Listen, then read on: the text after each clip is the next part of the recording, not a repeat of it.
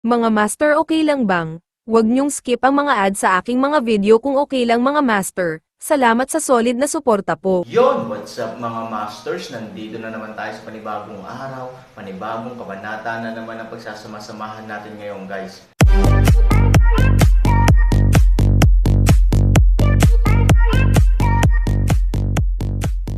Bali mga masters, kung bago ka pa lang po sa aking YouTube channel, please click the subscribe button, lalong-lalo na po yung notification bell guys, para maging connected pa rin tayo sa isa't isa at maging updated kayo sa mga susunod ko pang video. Bali mga masters, bago natin umpisahan ng kwento ay mag-shoutout po muna tayo para sa mga solid nating tagapakinig. Shoutout kay Jasen's Video, shoutout kay Randy Sabior. Yun na nga mga masters, no? Bali hindi na ito patagalin. In 3, 2, 1, let's go! Prinsesa, may iba ka pa bang bilin? You have to be specific when looking for wolves. Understand, wolves don't hide in the open, they are all in the dark. Dahil ang mga lobo ay napakatuso, magtatago at magmamasid lang sila sa dilim para maiwasan ang anumang pinsala sa kanilang sarili. Pagkalugi, sila ay nagpapakita lamang kapag ang karne ay talagang nagpakita. Naiintindihan naman ng subordinate ko. Kinuha ni Chimeng ang order at bumaba kasama ang kanyang mga tropa. Sa likod ng Luraoxen, maya-maya ay 2 gwardya at 2 alilang babae na lang ang natira.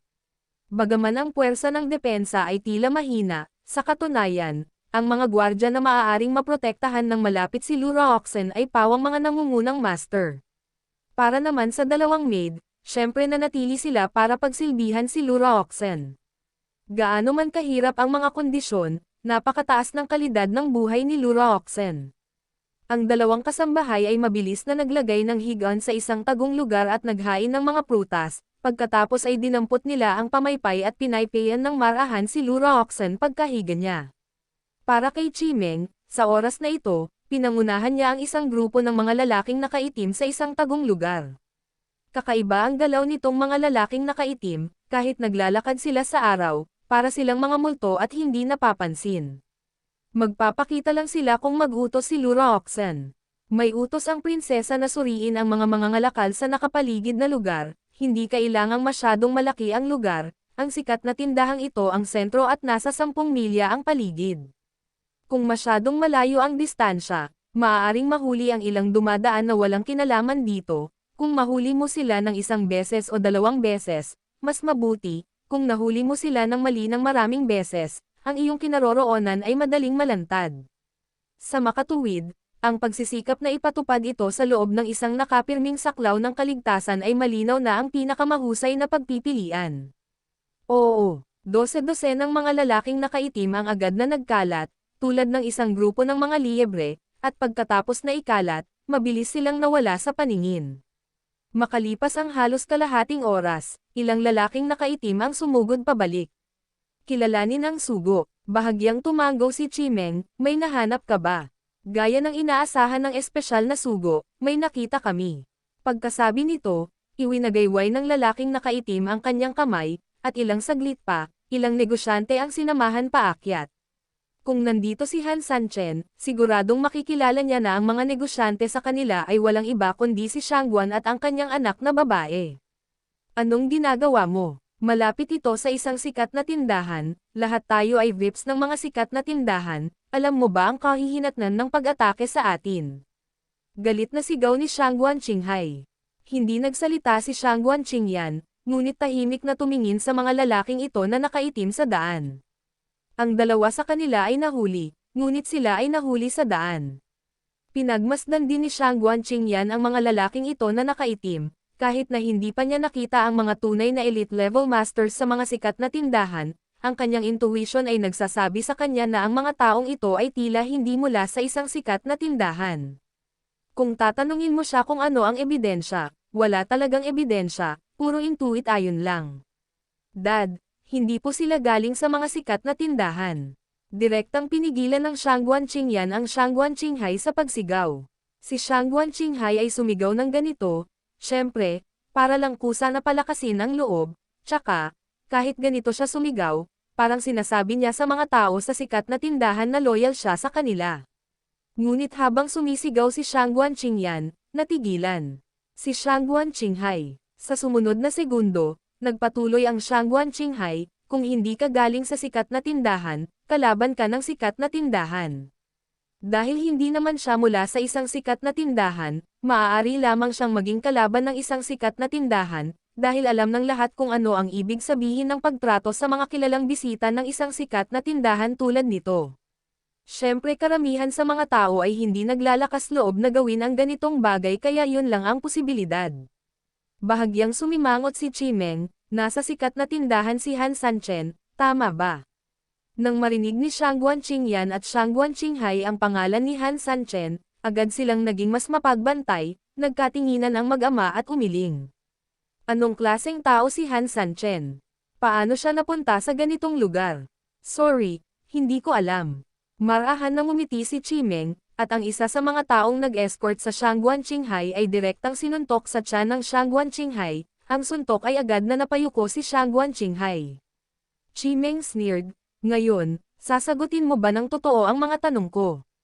Tiniis ni Shangguan Qinghai ang sakit, hindi ko talaga alam kung nasaan si Han Sanchen, paanong malalaman ng isang tulad niya ang kanyang kinaroroonan para sa ating mga nagnenegosyo. Huwag mong sabihing binugbog mo ako, kahit na matalo mo ako, hindi ko masasabi. Ang galing ni Shangguan Qinghai sa pag-arte ay napakahusay sa kanyang mukha, na para bang siya ay napinsala at nasasaktan. Pero may inosenteng tingin pa rin sa mga mata niya. Ibig sabihin, nasa tapat si Chimeng, at alam niyang nasa loob si Han Sanchen, kung sino pa man, baka naloko na siya ng husay ni Shangguan Qinghai sa pag-arte. Galit at nakakatawa si Chimeng, pero kailangan pa rin niyang magpigil. Ang dahilan kung bakit niya itinanong ang tanong na ito ay talagang upang subukan kung ang taong ito ay isang tinatawag na lobo, bagamat sigurado siya na dapat sila. Ngunit ang pinakamahalaga, gusto niyang subukan ang pagiging totoo ng mga sinabi ng mga lobong ito, at kung magkano ang kanyang taya sa Han Sanchen.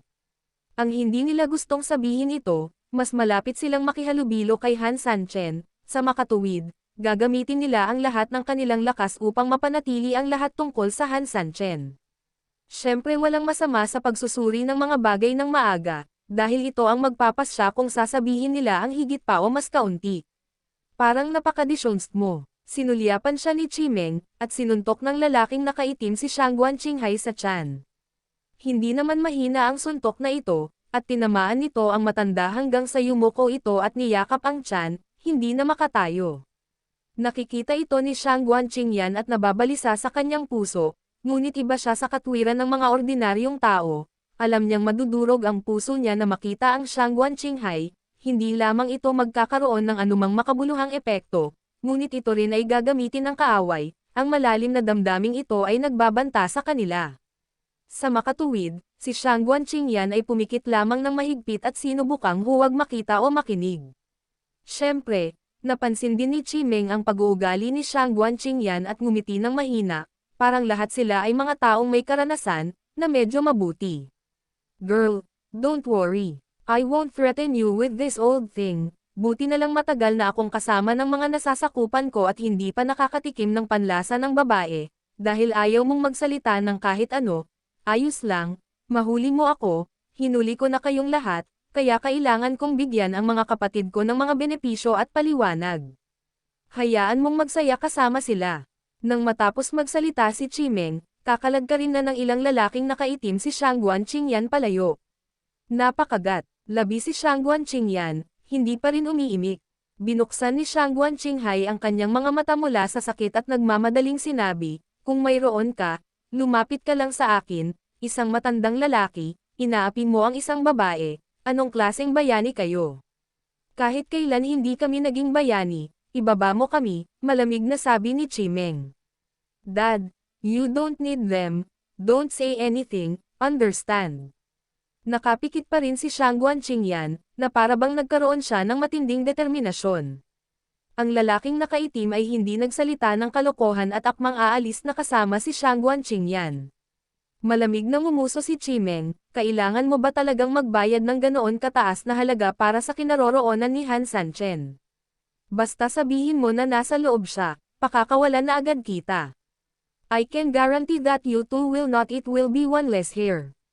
Hindi naman sa ayaw naming sabihin wala talaga kaming alam, sabi ni Shangguan Qinghai habang pinipigilan ang kalungkutan sa kanyang puso.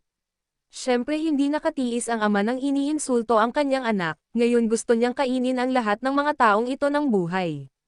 Gayunpaman, alam na alam din niya na hindi niya kayang ipagkanulo si Han Sanchen. Ito ay isang kasunduan ng Maginoo, at ito ay tiwala ni Han Sanchen sa kanila. Higit sa lahat, ginagawa nila ito para sa kinabukasan ng kanilang pamilya. Gusto nilang yakapin ng mahigpit ang hita ni Han Sanchen para makapagbigay ng bagong buhay sa pamilya, kaya kinailangan nilang magtiis ng mga insulto. Hindi nila kailangang isipin ang kanilang sarili, ngunit dapat nilang isipin ang tungkol sa mga miyembro ng kanilang pamilya. Nang makitang ganito pa rin, ngumiti ng mahina si Chimeng, sige, hayaan mo na sila. Ilang lalaking nakaitim ang agad na bumitaw, at si Shangguan Qinghai ay tinulungan ng lalaking nakabangga sa kanya. Ang pagbaliktad na ito ay biglang nalito sa dalawang mag-ama na handa sa lahat ng sakripisyo. Anong nangyayari? Ito, lahat ng paghahanda ginawa na, pero, bigla silang binitawan ni Zaza. Ang mas importante ay napangiti pa silang dalawa nang makita si Chimeng, ang ganitong uri ng ngiti ay isang mabait na ngiti. Huwag kang masyadong maghinala, kalaban talaga natin ang mga sikat na tindahan, pero hindi tayo kay Han Sanchen, kaya naman, masasabi natin na nasa iisang grupo tayo. Bagamat sinabi nila ito, ang dalawang mag-ama ay hindi nagpapahinga sa anumang pagbabantay.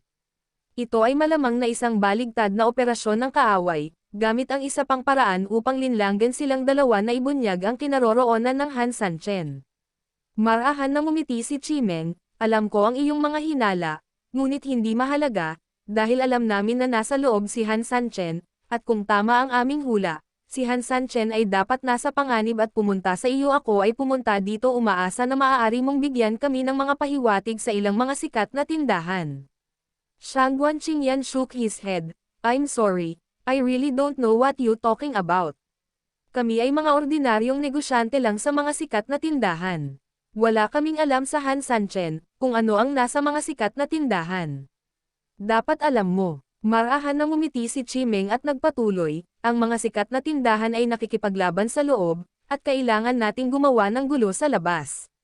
Mula sa pananaw ni Han Sanchen, mauunawaan mo na tinutulungan namin si Han Sanchen sa gulo, mula sa pananaw ng sikat na tindahan, mauunawaan mo rin na sinasamantala namin ang sitwasyon para magdulot ng gulo.